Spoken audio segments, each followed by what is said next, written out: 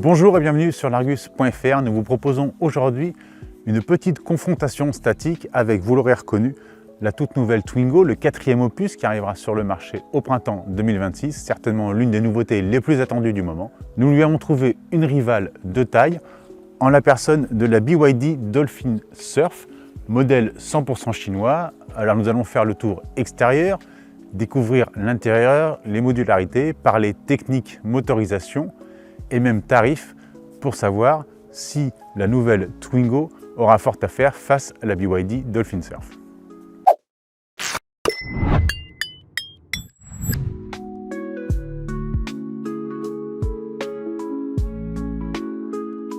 Pour cette nouvelle Twingo, Renault a fait fort en reprenant carrément les lignes du modèle original de 1992.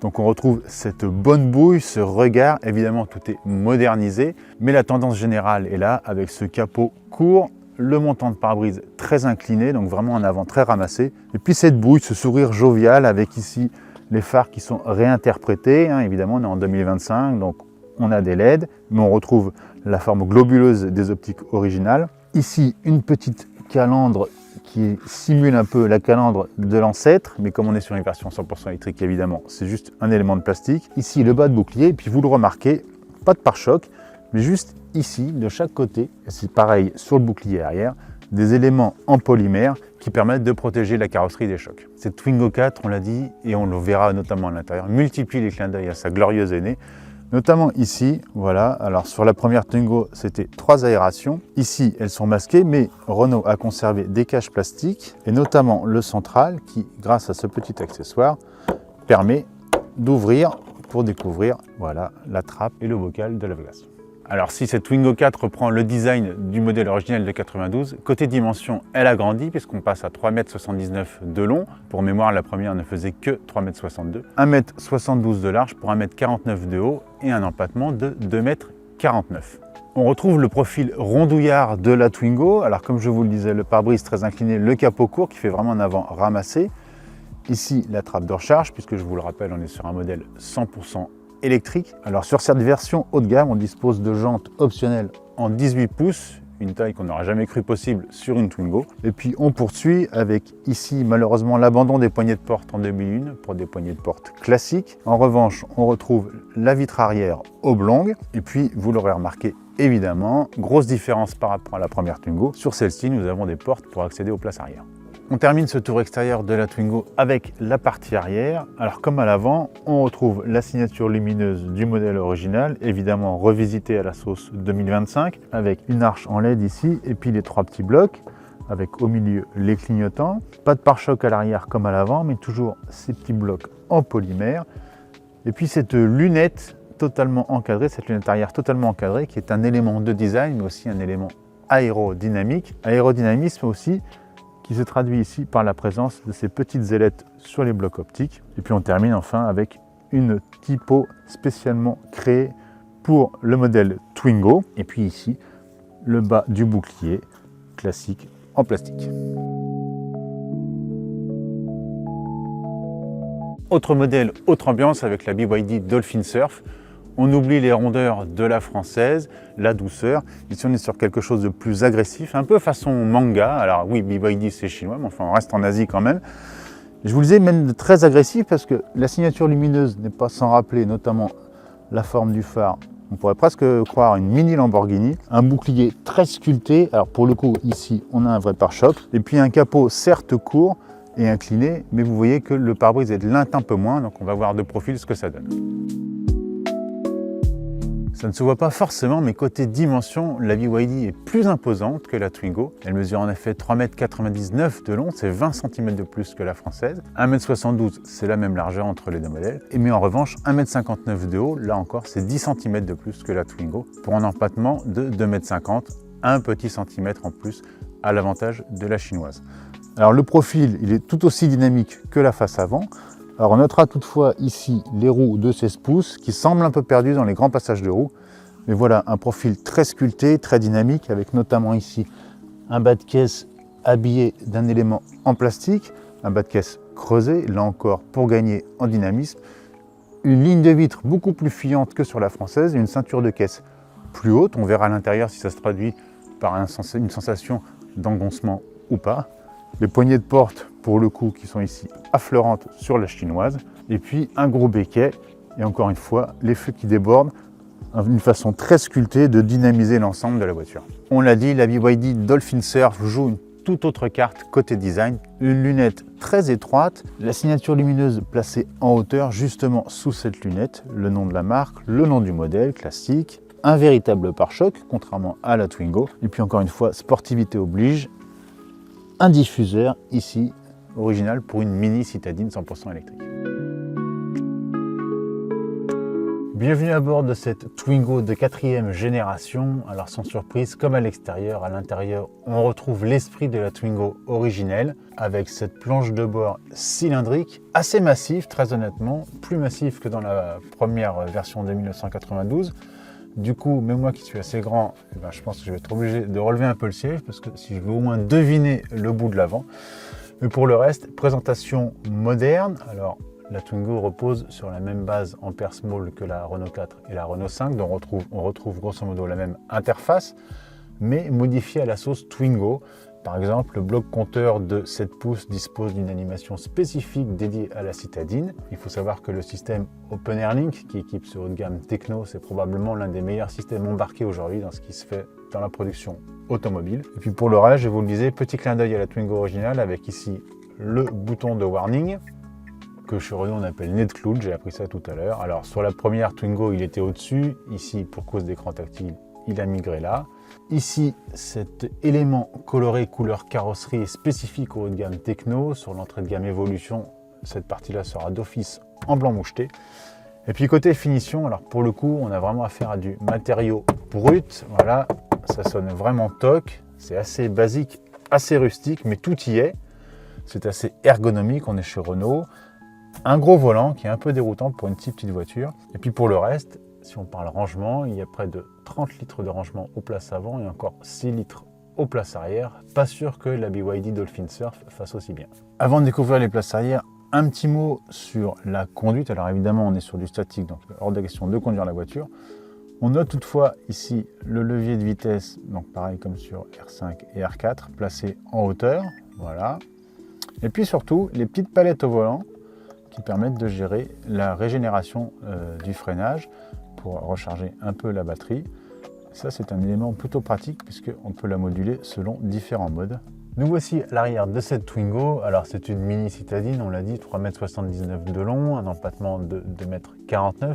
Mais malgré cela, très honnêtement, on a de la place. C'est un peu le miracle, comme sur la première Twingo. Merci au siège arrière coulissant sur 17 cm. Évidemment, ici, ils sont reculés à fond.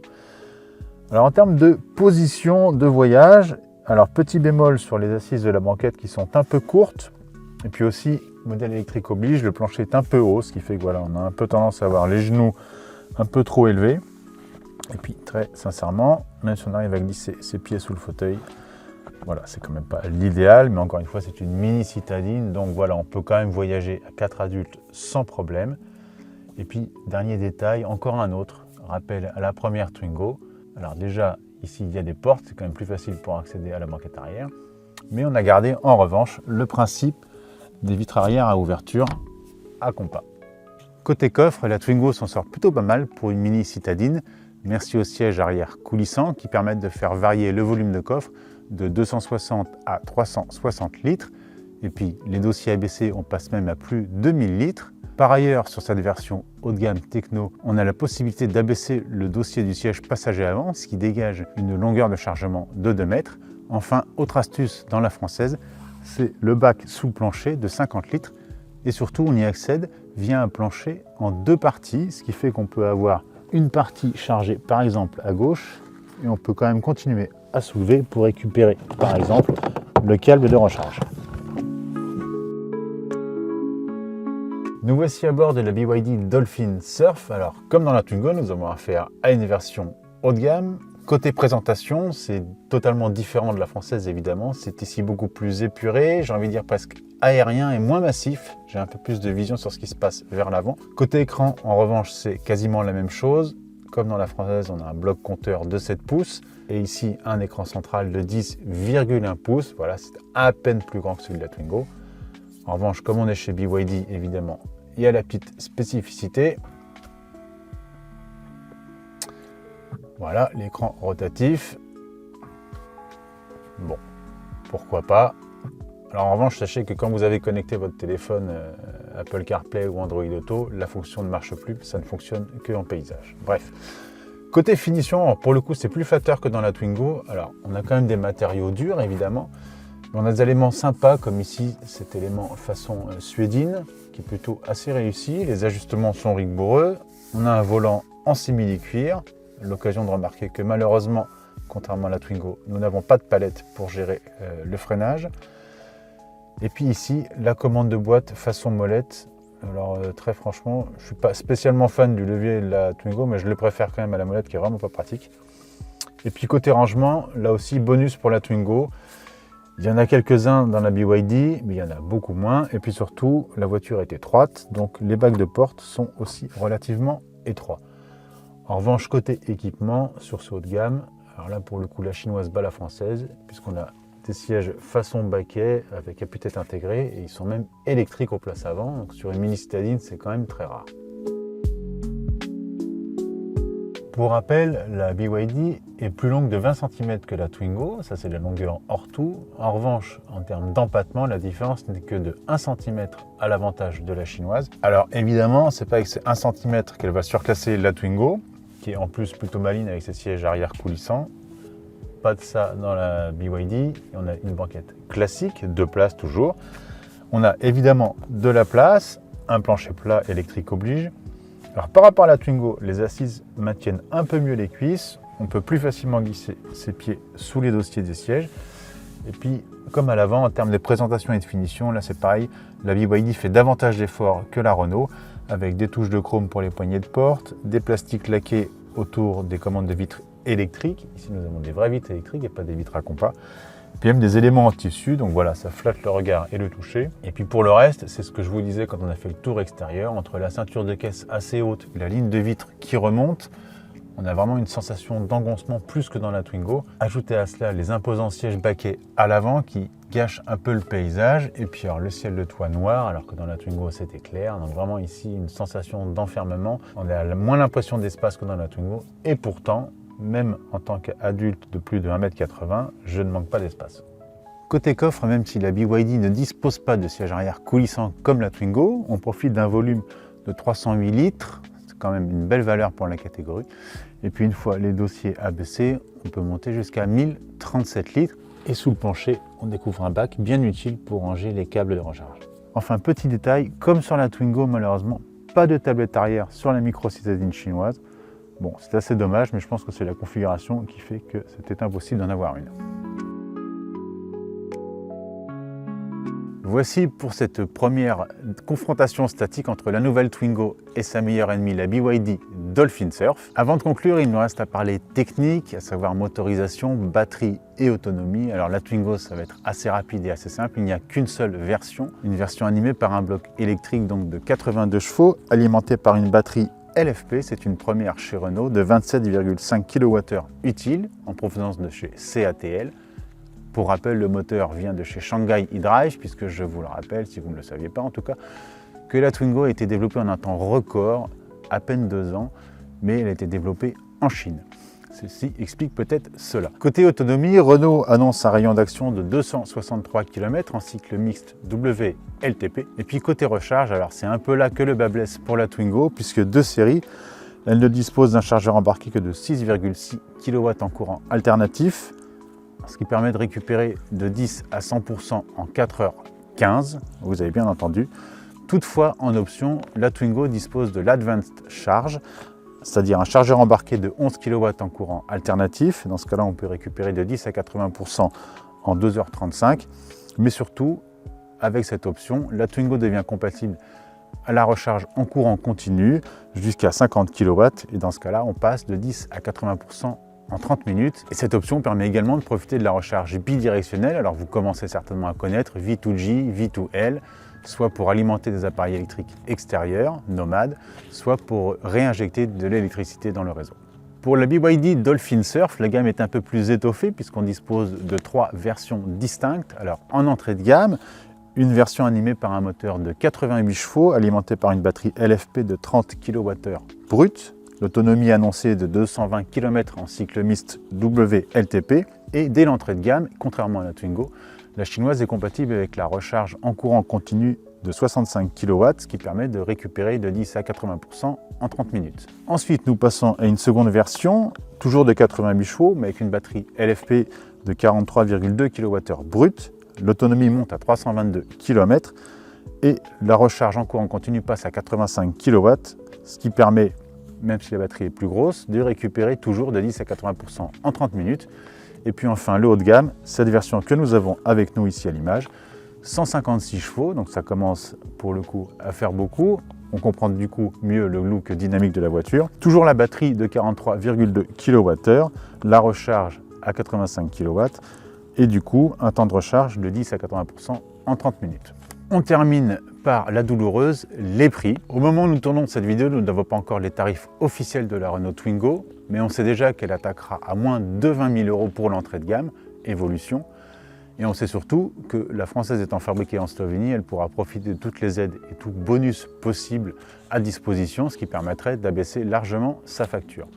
Quant à cette version techno, le haut de gamme, on table sur un tarif fixé entre 22 000 et 23 000 €, mais là encore, qu'on pourra adoucir grâce aux aides et aux bonus possibles. Chez BYD, on attaque là aussi sous les 20 000 €, 19 990 € pour être précis pour l'entrée de gamme de 88 chevaux avec la petite batterie.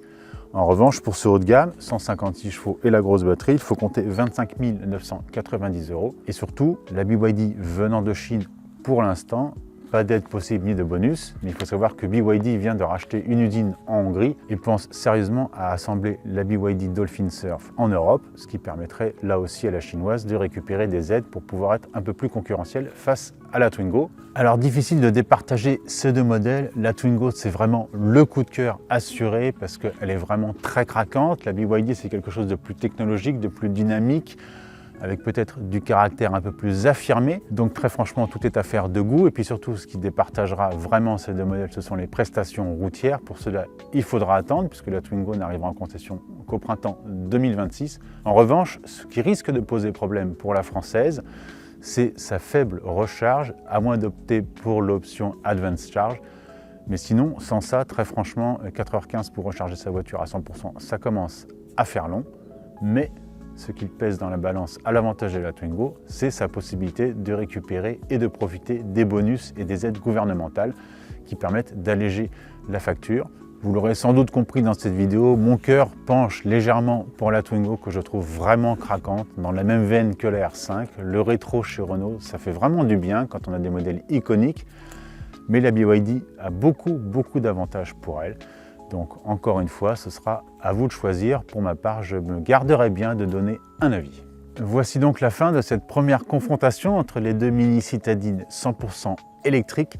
Merci de nous avoir suivis et puis si vous voulez rester connecté à l'actualité automobile et notamment découvrir les premiers essais de la Twingo, restez branchés sur largus.fr et sur tous nos réseaux sociaux. Merci de nous avoir suivis et à bientôt.